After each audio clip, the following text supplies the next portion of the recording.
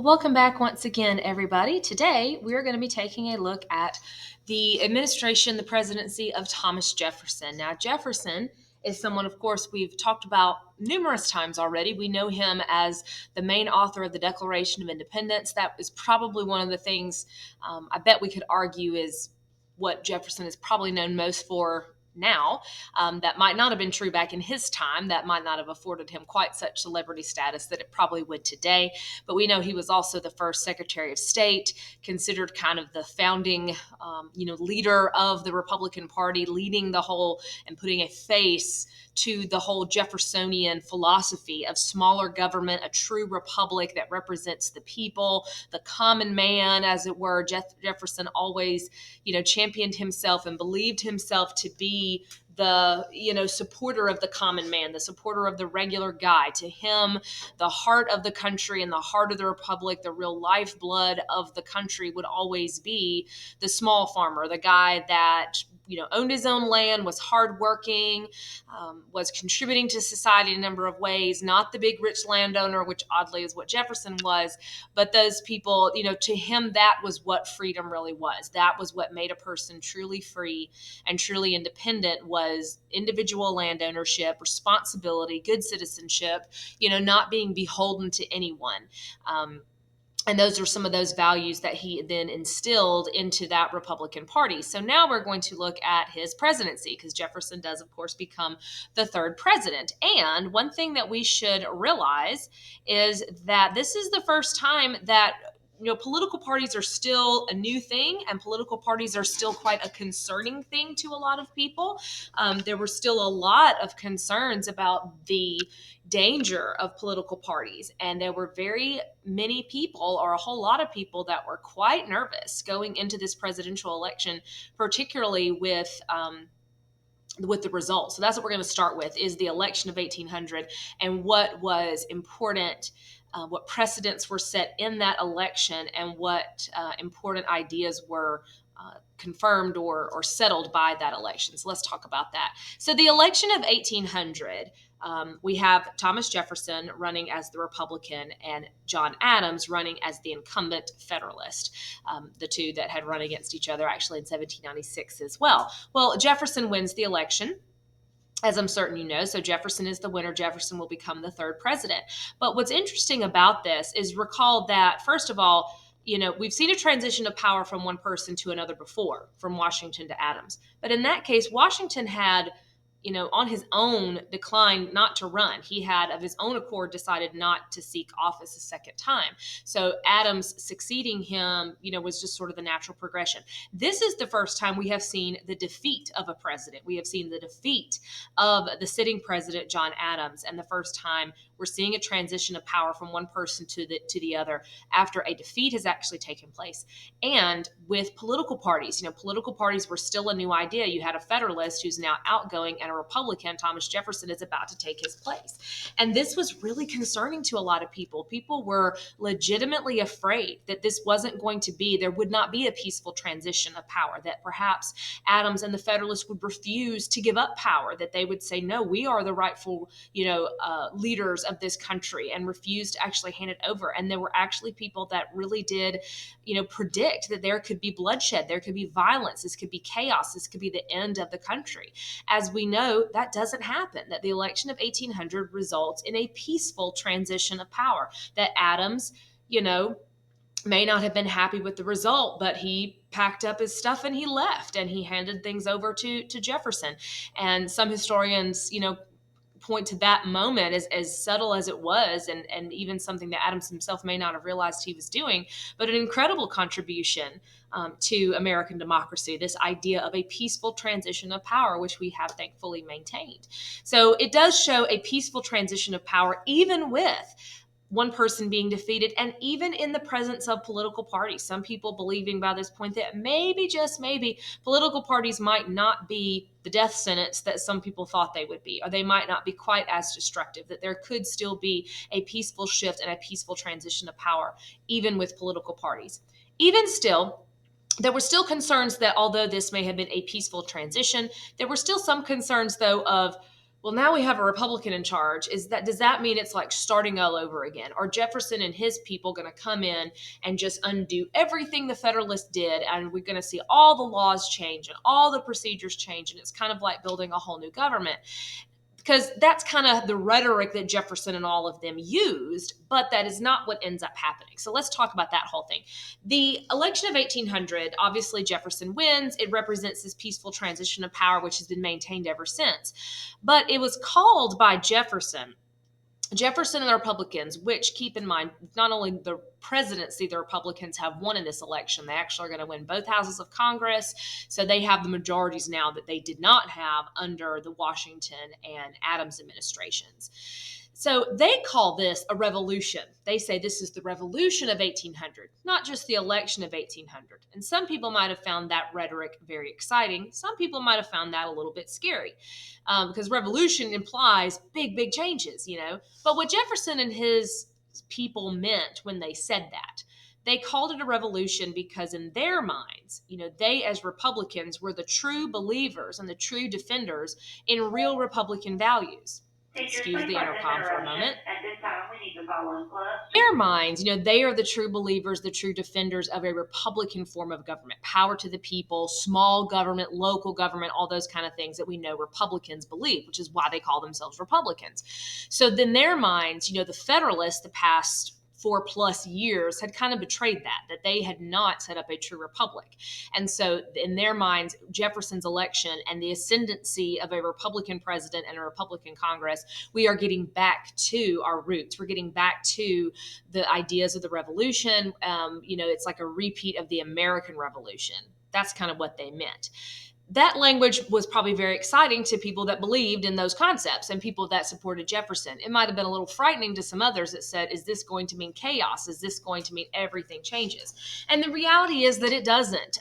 Although the Republicans might talk like that and they call it a revolution, they do not come in and just change everything. They do not come in and just dismantle every single Federalist policy and every single Federalist program and everything that they had done. Yes, they do some things differently. They are going to lower some taxes. They are going to overall shrink the size of the federal government a little bit, but they don't just totally clean house. They do not get rid of everything. They are going to let things like the National Bank expire, but they're not going to just get rid of it outright. So there is some change, but the change is probably more subtle than some people thought, which to many was comforting. It was kind of, for some, you know, good to know that yes, we can have these transitions of power, but they will be peaceful. And it's not going to be chaotic. That yes, there will be change, but a lot of that change is going to be subtle or slow to where it's not going to be just throwing everything into chaos. But Jefferson does do things a little bit differently. Some of that is just in the way that he acts and behaves. Jefferson believed in a more toned down kind of a presidency. Jefferson believed that Adams and Washington both had acted too king-like, that they acted too much, too high above the people, from the way they dressed to just what they did. So Jefferson wears more casual looking clothing, stuff that was kind of maybe even kind of nutty for the time, you know, answering the door himself to the White House, wearing his pajamas, stuff like that. He rode around on a horse instead of in a fancy carriage, you know, all that kind of thing. So he wanted to be kind of a more man of the people and put this whole, you know, people's president sort of image on himself. But like I said, they do make some changes, but they are not super drastic. So that revolution of 1800 is really more of a revolution of ideas. It's more of a revolution in the mind rather than it is a revolution in practicality. So let's take a look at some of the big things that happened domestically under the Jefferson presidency. And the first of them really doesn't have too much to do with Jefferson personally at all. But it's going to have to do with the Supreme Court. And so under the Jefferson presidency, we are going to see the Supreme Court begin to really carve out their niche and really define exactly what their role is. And this is a very interesting case, but we're going to look at the very, very first landmark Supreme Court decision, the very first major case that they decide that becomes one of many of a long list of major Supreme Court decisions. And the name of this case is going to be Marbury versus Madison. We'll get to that part in just a second. Marbury versus Madison is always, always, always, whenever you're looking at landmark Supreme Court decisions, decisions, this one is always the first one. This is the granddaddy of them all because none of the other landmark Supreme Court decisions, the other big decisions like Brown versus the Board of Education or some of those other ones, none of them ever would have happened had it not been for Marbury versus Madison. So we're going to get to that case in just a moment. And the thing with court cases like Marbury versus Madison, for you, you need to know the overall outcome, the significance of the ruling, why the decision was important, not so much the backstory. It is easy for us to get wrapped up in the stories of these cases because they always have such great stories around them and such fun issues to debate, that we tend to focus on that more. In this case, this particular case is super, super important, but the story behind it is just, for lack of a better words, I hate to say it, kind of boring. It is more technical than it is anything else. It doesn't involve issues that are fun to debate and you can get in arguments with people about. Nevertheless, if you don't understand the backstory to this case, the ruling makes no sense. So we are going to go over the backstory to this case, talk about where it came from, what the case was all about, and then what the court ruled. Again, this one is real technical and a little bit confusing. So if you can get this one, you can get the rest of them. But they have to work through all these technical issues so they can get to the fun stuff, I guess is how you could look at it. But the background to this case, it starts in the Madison administration. Excuse me, not Madison, Adams. It does involve Madison. This is President Adams. In the last couple of days or weeks, rather, of President Adams's administration, the Congress passed some laws about the courts. One of those increased the size of the court. It added some more positions. It added more courts. It added more judge positions or judgeships, I guess you could call that, which is within the power of Congress to do. If you remember, the Supreme Court is the only one created by the Constitution. The rest of that is left up to Congress. So Congress does that toward the end of Adams's presidency. The idea being what they were trying to do there is increase the size of the courts right there at the end of Adams's administration, because only the president can appoint people to those positions. And naturally, Adams, being a Federalist, was likely to appoint other Federalists to those positions. So what the Federalist-controlled Congress was trying to do right there was trying to pack out basically the courts with as many Federalists as they could before Adams left office. So they would at least have Federalists on the courts when Jefferson and a Republican-controlled Congress came in a few months later. So that's why they were doing that. Some of these judge positions were added so late into Adams's term that they called them midnight judges. They became called midnight judges. These are the ones that were added there right at the last second, the last couple of days of Adams's term.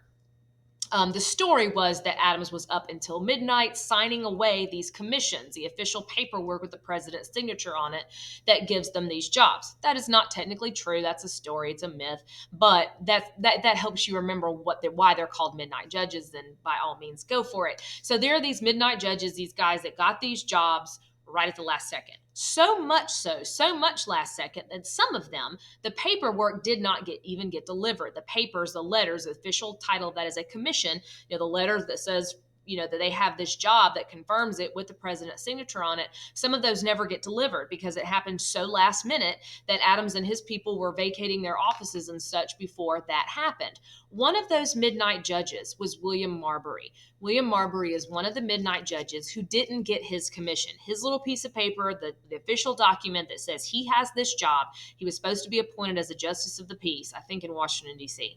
But anyway, he never got the paperwork. He knows that the job is supposed to be coming to him. He knows it's been promised to him. Adams has technically given it to him, but he never actually gets the paperwork. It doesn't get delivered. So when Jefferson and his people come in, Jefferson tells his Secretary of State, who would be the one charged with delivering these things, he tells him, which is Madison, by the way, not to deliver them. He says, let's just hang on to them. Let's see what happens. Maybe we can just sort of ride this thing out and we won't have to actually deal with all these Federalists on the courts. Well, Marbury's mad about that. Marbury wants his commission, and so he is going to go to court over it. And that is the basis for the case, Marbury versus Madison. So Marbury is William Marbury. Madison is, of course, James Madison, who is actually serving as Jefferson's Secretary of State right here. And what Marbury is asking for, and he goes directly to the Supreme Court. Okay, that's important here. He goes directly to the Supreme Court. The case is Marbury versus Madison, and he is asking the Supreme Court to basically order Madison to hand it over. He's asking for something that in legal jargon is called a writ of mandamus, like a mandate. Basically say, force Madison to hand me my paper and give me my job. Okay, so that's really all the case is about. Doesn't seem like that big of a deal, and kind of wasn't. It's a guy that wants his paperwork, he wants his job, and he goes to court basically demanding it. All right. Well, the thing about these court cases is that so often the good ones, they start out with these stories that may not sound really interesting, but when the court looks at it, they're going to find all these deeper constitutional issues that we can't even see just yet. So let's take a look at the ruling. What did the court actually say? So the court looks at this case and they rule that they cannot force Madison to hand over anything, that Marbury cannot get his commission. What's interesting is that they actually say he is legally entitled to it. They say that he is legally entitled to it, but the court cannot force Madison to do anything because they do not have jurisdiction over this case. Okay, they say that as the Supreme Court, they do not have jurisdiction in this case. Now, jurisdiction means like authority. They don't have authority over this. And you may be going, well, how does the Supreme Court not have authority over this? There are different kinds of jurisdiction, and this is getting more in the weeds you really need to know. I just feel like I need to explain it or it won't make sense. The Supreme Court has mostly what's called appellate jurisdiction, which means that they're hearing cases on appeal. Most of the time, like 90% of the time, the Supreme Court only hears cases that are on appeal. They hear cases that have already been heard in this court or this court or this court. Here we go again. We need for the following clubs to report to the gym for club pictures. Young I'm going to just leave it off the hook. Young Democrats, and senior class officers. There we go. Hopefully we will not be disturbed again. Anyway, so you have, the court system's like a pyramid. Usually the Supreme Court is only hearing cases that have come up the pyramid, and they are the court of last resort. If you recall, I just said in this case, Marbury jumped all of that, skipped all of that, and went straight to the Supreme Court. That's the reason why the Supreme Court says they can't rule in this case, because Marbury skipped all the other steps and they don't have the authority to hear it. They don't have what's called original jurisdiction in this case. Original jurisdiction means that it would go straight to them. There are some things that the Supreme Court has original jurisdiction over. So, for example, if two states sued each other, something like that. The Constitution lists in Article 3 what those things are that the Supreme Court has original jurisdiction over. This kind of case is not one of them. So that's why the court ruled they can't do anything here. So they say you're legally entitled to it, but you shouldn't have come to us about it. We don't have the authority. This case is not in our jurisdiction. Which then begs the question, so we're not done with the ruling yet, that begs the question, well, why in the world did Marbury go to the Supreme Court? If this was a case they didn't have jurisdiction over, then why did he go to them? Well, the reason he went to them is because of this law right here, the Judiciary Act of 1801. This was a law passed by Congress in 1801, obviously, that added some things and changed up some stuff about the judicial branch, including adding all these positions and things that Marbury got his job with. It did that, but it also added to the list of things that the Supreme Court has jurisdiction over. It added a case like this one. So the reason that Marbury thought that he could go to the Supreme Court about this, and the reason he thought the Supreme Court had original jurisdiction in this case, is because the Judiciary Act of 1801 said that he did. So now we have a constitutional problem, because we have the Constitution that says, here are the things the Supreme Court has original jurisdiction over. And then you have a law passed by Congress later that says these are some more things that the Supreme Court has original jurisdiction over, thus changing or adding to what the Constitution says. And the Supreme Court rules here, you can't do that. That was a mistake by Congress, or not a mistake, but illegal by Congress. So let me go back just a second. So what the court does here that's super important is they are going to strike down that Judiciary Act of 1801. They ruled that law to be unconstitutional. So in Marbury versus Madison, the Supreme Court says, you can't have the commission. Sorry, we can't do anything about it. This case isn't in our jurisdiction, and the Judiciary Act of 1801 is unconstitutional. They strike it down and saying Congress did not have the authority to add to the jurisdiction of the Supreme Court, because that changes something the Constitution already says, and Congress cannot do that. Now, the significance of all this. Why does this matter? If you remember nothing else after you leave this class about Marbury versus Madison, remember this. It is the Marbury versus Madison case that establishes the principle called judicial review. Okay, judicial review, and this case establishes that principle. Judicial review is a fancy name for a concept that you really already know. We've talked about it many times.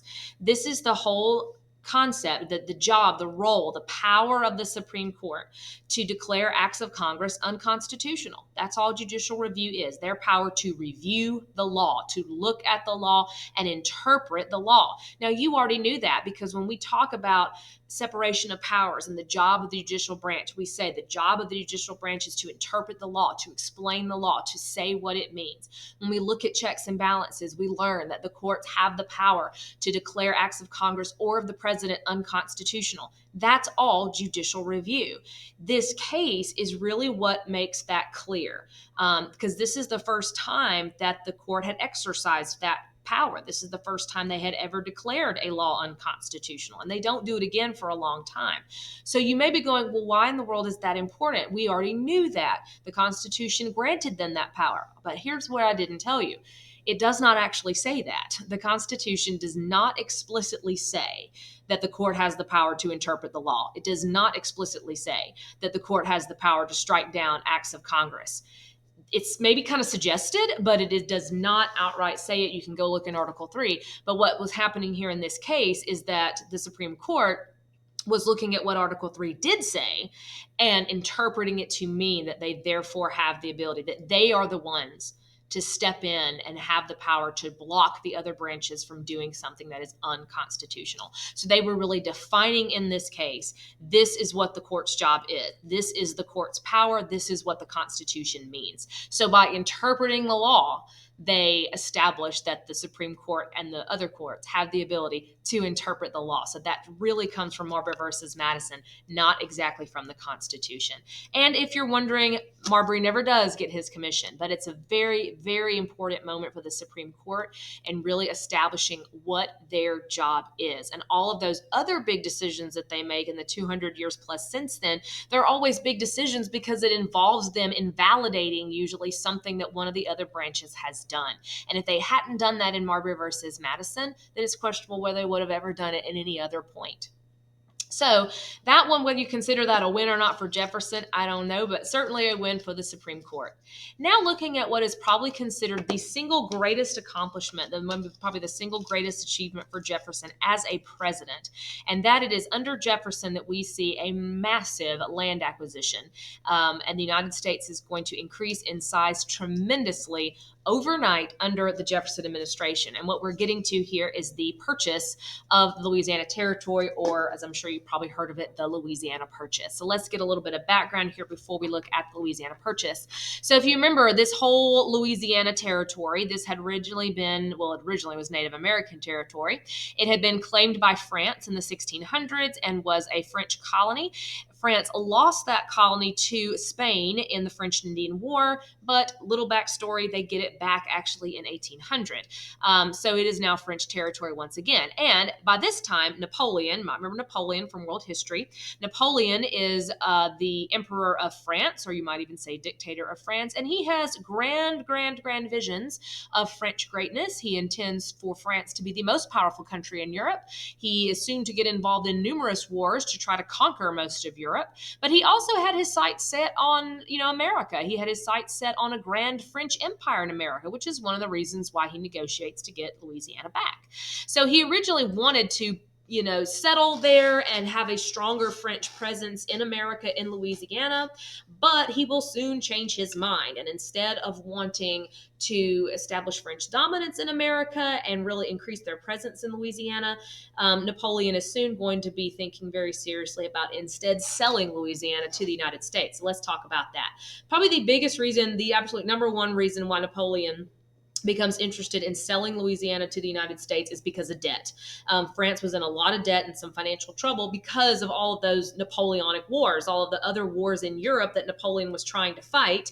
All of that had exhausted their treasury, and so they simply needed the money. And so they no longer was it financially possible or financially feasible for them to really, colonize in America, and instead they need to sell it in order to get money. The other big thing that motivated Napoleon to sell Louisiana was actually something that happened in the Caribbean, in the island that we would today call Haiti. And this is actually the point where it starts to be called Haiti.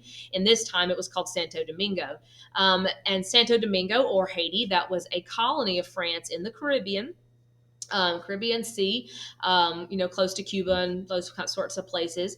That was a sugar producing colony with a very high slave population. Well, in the 1790s, there was a slave revolt in Haiti. The slaves rose up in rebellion against their white masters, against the French. And it was another revolution that was heavily inspired by the American Revolution, the idea of, self government and rights of people and all these sorts of things. So, another way that the American Revolution influences others. But what's really cool about the Haitian slave revolt is they won. The slaves of Haiti successfully rose up against their white masters, defeated them, defeated the French, and took over the country. And it became an independent nation and has been an independent nation of Haiti ever since then. The only fully successful slave revolt in modern history that we know of. So, really quite a cool situation. But this was another thing that had caused France to go into debt. They had spent a lot of money trying to put down this Haitian slave revolt, had expended a lot of their resources and been unsuccessful, and ended up losing that colony anyway.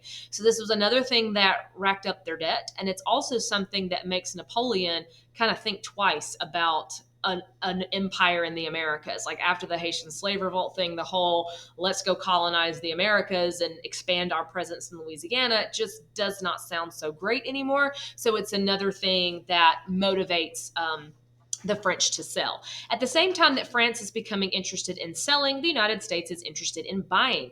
But Jefferson's interest originally in Louisiana was not the whole territory, it was New Orleans. Okay, New Orleans, about right there, which, is right where the Mississippi River empties out into the Gulf of Mexico. That was a really important port that the United States used. And there had been numerous issues in the past that we didn't talk about with the United States wanting to use New Orleans. It was very, very important for American trade and the American economy, but it was either in Spanish hands or now in French hands. So that meant dealing with those countries, and that had caused some problems in the past. And so there were concerns about, we really need to make sure that New Orleans is something that we have access to. We can't afford for Spain or France to get mad at us and block us from it. So Jefferson had sent an ambassador, his name was Robert Livingston, over to France to talk about selling New Orleans or buying New Orleans.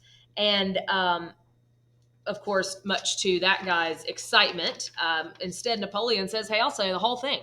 And so for really a super cheap price, it amounts to something like a couple of cents an acre.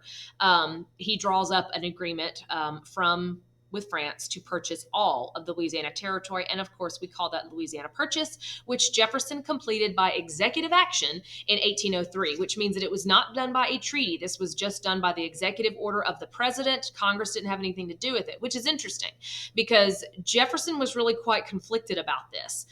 We know that Jefferson is a strict constructionist. He believes in looking at the Constitution pretty much word for word. It says in there that the president kind of has some emergency powers, but it doesn't really say what they are. It doesn't say anything about the president adding territory to the country. It doesn't say he can do that explicitly. It doesn't say he can't. Jefferson was really concerned over whether or not this was constitutional. Typically, gaining land from another country would require a treaty, but that would take too long. And this was kind of hey, the offer's on the table now, and if you don't take it, we could lose it. And so Jefferson decides, even his strict constructionist self, that maybe there are times when maybe we need to stretch things. So even Jefferson might become a little bit less of a strict constructionist as time goes on. So he does this in one stroke of a pen, and overnight, the United States has pretty much doubled in size, as you can see here. All of this kind of orange color, becomes the part of the United States. Eventually, many states are going to be formed out of this. 6 whole states come out of that eventually. Parts of 9 more will come out of that. It is done for about $15 million, which even when you adjust that for inflation, it is super, super cheap. So this is going to be a very exciting moment, and we're going to see Western expansion now go beyond the Mississippi River. Now, Jefferson, ever the scientific-minded, bookish, and intellectual Jefferson, was incredibly fascinated by this land that they had purchased. And while we, of course, know a lot about that land, they didn't. And there was all kinds of questions about what was out there. And Jefferson, like I said, a very, very scientifically minded person, wanted to know more about it. What is this that we have purchased? Wanting to know more about its geography, about its plant life, about the Native Americans that were there. What are the trade aspects of this land? What agriculture is possible out there? And so he asked Congress to fund a scientific expedition out through the Louisiana Purchase territory to find out the answers to those questions. And so that is the basis for an event that I'm sure, or something that I'm sure you've heard of, the Lewis and Clark expedition. So whereas today we know the government funds all sorts of scientific research, this was one of the first, things like that, where the government was funding a research project essentially to explore and find out more about the Louisiana Territory.